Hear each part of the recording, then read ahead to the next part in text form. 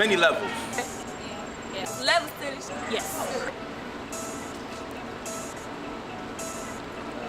I don't think so. I believe there is different levels.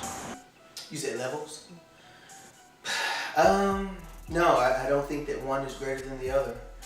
It's kind of like saying that one sin is greater than the other. I mean, I think that things are on an equal playing field. If it's wrong, it's wrong. If it's right, it's right.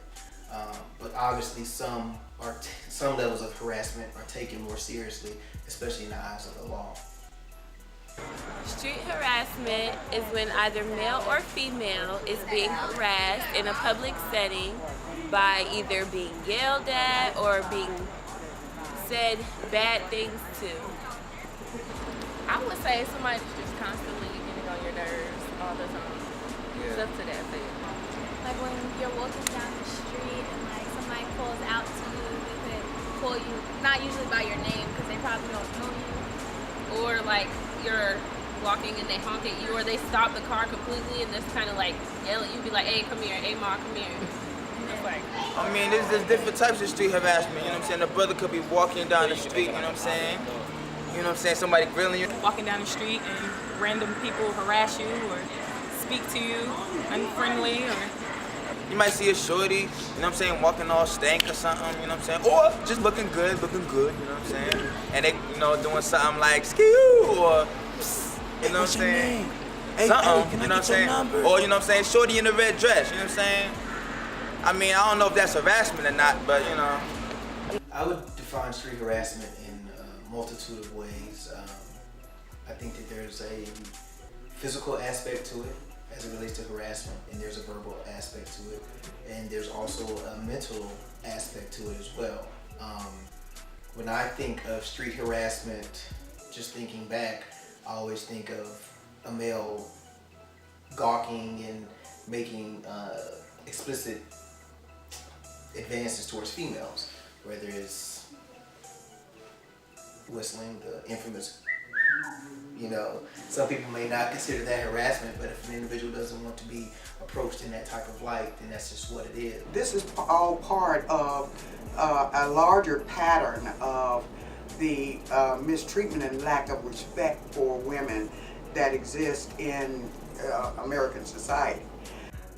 Street harassment is fine as any unwanted sexual comments or behavior made towards a female by a stranger, and it's any type of, also it can be defined as any other type of behavior that is unwanted towards somebody based on their gender expression or their sexuality. that street harassment is unacceptable. I believe it is unacceptable because no one asked for you to harass them. Some harassment is voluntary, I do believe, but street harassment is involuntary. I'm not asking for your attention, so don't lend it. no, not harassment. Speaking to someone, just greeting someone on the street and harassing them is two different things. I think there's a limit to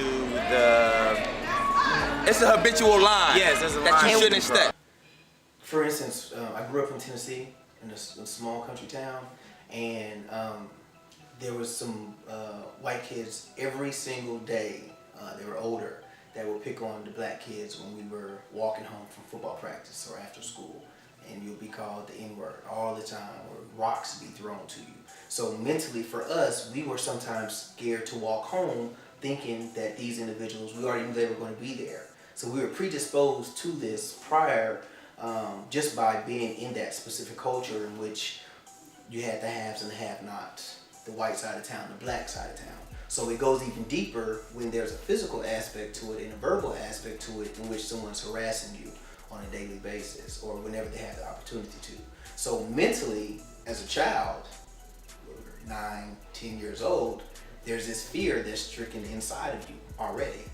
So that's what I mean by the mental aspect. Or if a female on a daily basis is walking down the street on Betty's Ford Road and is being commented on a daily basis and does not want to be approached like that and has said, respect me, I don't like to be called X, Y, and Z, etc., then that's mentally, a person is trying to break you down mentally for you to accept the way in which he or she is speaking to you. I feel ignored debated. But I'm walking from Mosaic here to campus every day. It's always something. I feel highly irritated, and I always look at them like, that's how you approach people? Like, you can't respect for someone to try and talk to you if you're going to come at them, like, sideways. Street harassment is very irritating and annoying. I do know that it is somewhat degrading and very disrespectful. I feel violated, upset, because I feel like people are violating me by yelling at me, asking me for my phone number on the street, out of their cars. Like, I'm just a piece of meat walking down the street. A lot of the female students often go from one side of the street to the other, and I have been a witness to this street harassment that has taken place by people that are actually waiting on the bus, not students, but persons that live out in the community. And, you know, just to say street harassment, you're not really focusing on the real issue. And that real issue is the lack of equality, the lack of respect accorded women. It all depends on the female, you know, and then, you know, what she accepts as harassment and what's not harassment. You know, some like that little, you know what I'm saying, that spunk, you know?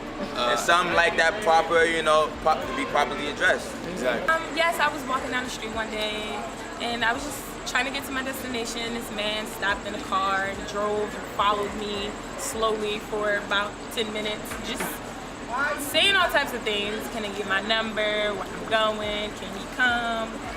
All types of things. It was very troubling. I didn't like it. I just kind of try to look into the story of it all. If it was a gentleman, you know, just staring different, it could have been I was wearing something that he wouldn't usually wear, or it could have been he had a problem I wasn't aware of. Yeah, if it's a brother, I ain't got time for that. You know what I'm saying? I ain't playing. You know what I'm saying? So, but if it's a female, you know what I'm saying? It all depends. You know what I'm saying? You know what I'm saying? Like if they whistle or something, that really bothers me because I'm not like an animal. I feel like you're not approaching me like a woman. You know, it's just like. Yeah, I would say the same thing. Like being approached as like an object of, like just an object of desire, basically, and not like an actual human being. When I'm being street harassed, I feel angry. I feel violent. No. No. I never, but I mean, actually, I've never seen a guy get yeah. harassed. Like I don't ever see girls stop like, "Hey boo," like I don't. Yeah. I don't. I ever mean, see you might that. like with your group of friends, you might say, "Oh, he's cute," but like, Yeah, you don't. a group of guys and a group of girls walk by, and they like fall out. You never really see that. I believe that women can also harass men, but generally you don't see many men being harassed on the street by women. Because women are taught not to be polite. They're not taught to make catcalls and, you know, to comment on the physical features of men on the street. But that is common among many men, and not to say all men certainly, because many men respect women. But it's almost expected, especially if you've got a crowd of men, that if a woman walks by, that somebody has to say something to her. For me personally, I think that we should treat people how they want to be treated, and I think it's unacceptable. But I would want people to treat me good. So, but some people, I mean, there's other individuals that are out there that could care less on how they're spoken to, how they're treated. So I think you kind of have to, I think it's subjective. I think that it's based on that specific person's own individual choice. Some women and some men like to be called specific words that I won't say, but I've heard on campus a female call another female bitch, and that's how they want to be talked to. Like, that's how they acknowledge it. Now, whether they speak up for themselves because they really don't want to speak up want to be called that or not, you know, that's up to that person, and hopefully they'll empower themselves to say, hey, I don't like to. But some people find that perfectly acceptable, and I'm not one to judge on what another person wants to be called or how they want to be treated. Or males, you know, using words out of line as well. Instead of, I like using brother. You see what I'm saying? I can go over to an Asian guy and say, how you doing, brother? But in some instances, that's not the same case. There could be just a verbal level where someone is just trying to talk to you, and then a physical level where somebody might actually advance you, try to grab your hand or your arm. And then there might be a violent level where somebody might actually try to harm you. You could be the victim walking down the street, and someone could drive by in a car and they could whistle out. That would be, I think, would be a level. Like you put her hand on her, like trying to like force her to come in. Or calling her name. Then there could be the guy that's walking on one side of the road and you're on the other side of the road, and they start saying things as they go by. So that level would be a little bit longer, whereas the car level would be a quick drive-by.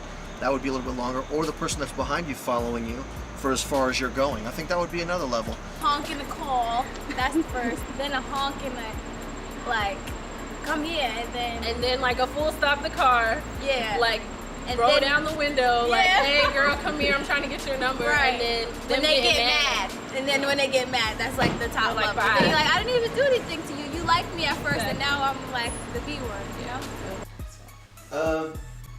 I think that anytime someone objects to something that is being said to them, then it's taken too far. I mean,